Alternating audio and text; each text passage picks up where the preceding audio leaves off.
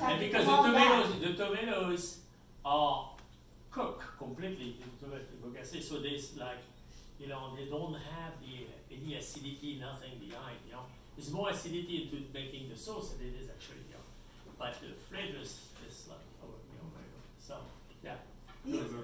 Early on in your career, you were associé, right? Mm-hmm. Yes. Could you just talk about what that means for all of us? Could you say something about that? Well, I mean, when I was in France, it was not that many, you know, at that time, 3-star restaurant, and they actually take a lot of, you know, apprenticeship with somebody who's really good and being a good listener and then making sure that it's chemistry, you know, and you learn slowly, and some people are good at it and some are not.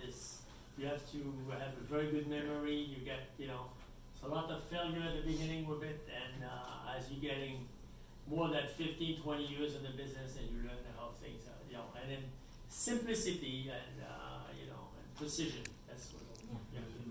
Yeah. Are young people doing that now? No, I don't. No, nobody's serving any sauce, you know. No, they're serving a mayonnaise. You know, it's easy. Yeah. Yeah, so. But it's also time-consuming and expensive. That's probably the reason that today people are not serving any sauce is that, well, they have to hire somebody specialized doing that. Okay, that's not going to be cheap for them either. Okay. Second thing. It's expensive to produce this stock.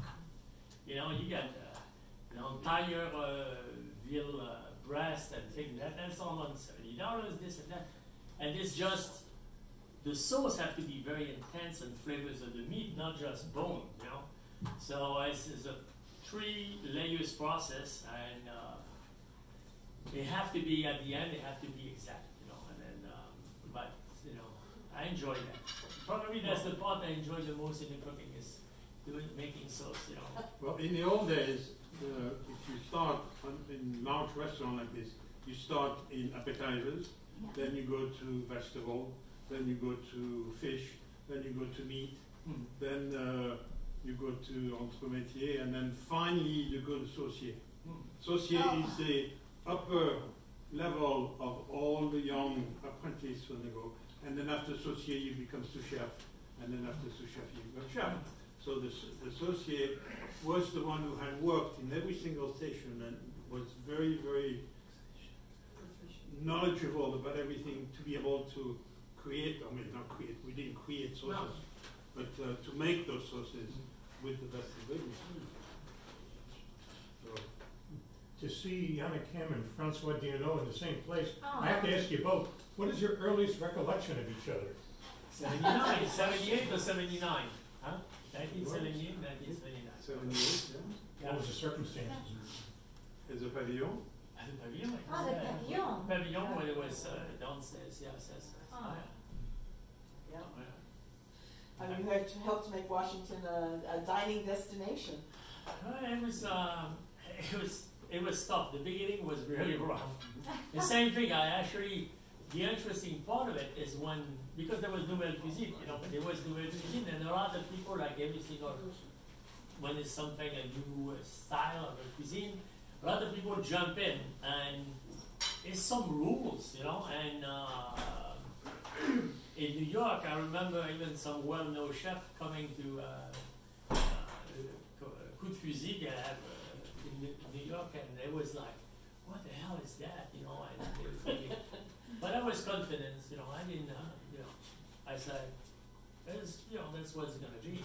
And, but today, things have turned to be a little bit different.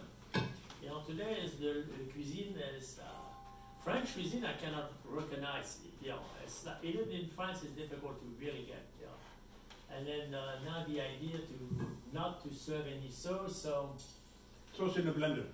Yeah, and then sauce in a blender. The last 5 or 6 restaurants that I've done it, that I've been to, is all never been served any sauce. And this is some of the top leading restaurants, and only some mayonnaise here and there, and you know, different flavors on the mayonnaise. But, you know, that's the time, you know. You have to. But I'm not going to change. I mean, you know, I've been doing this actually June 2nd. I started in June 2nd, 1964. Wow. At 7 o'clock in the morning. And by 5 o'clock in the afternoon, I was just so, you know, tired. And the chef said, well, you know, 11 o'clock tonight. You know, it's 11 o'clock, 7 to 11, non-stop. And it was rough, you know.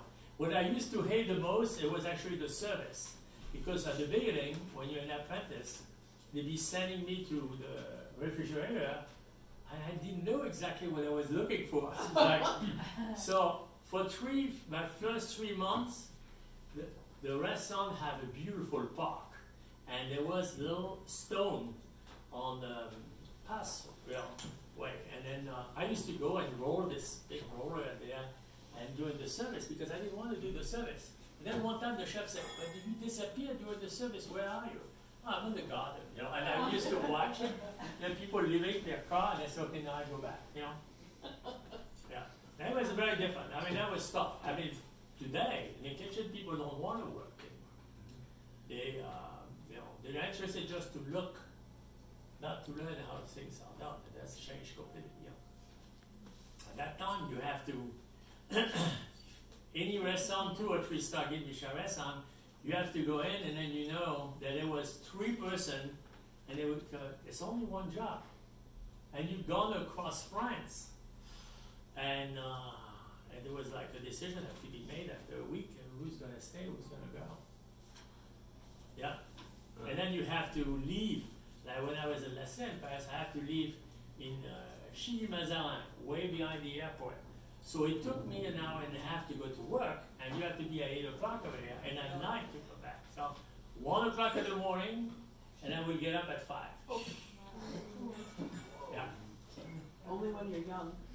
I would sleep in the bus, and then the drivers would know to wake me up to get there. Yeah, it was, I don't think people want to do that today. Not like that. Oh, if 3 hours, oh, I have to take a break. That's the idea. So I work most of the time. You know, I do my, you know, work on my own. You know, it's like. Well, it was delicious dinner. Good. Thank you. Thank you.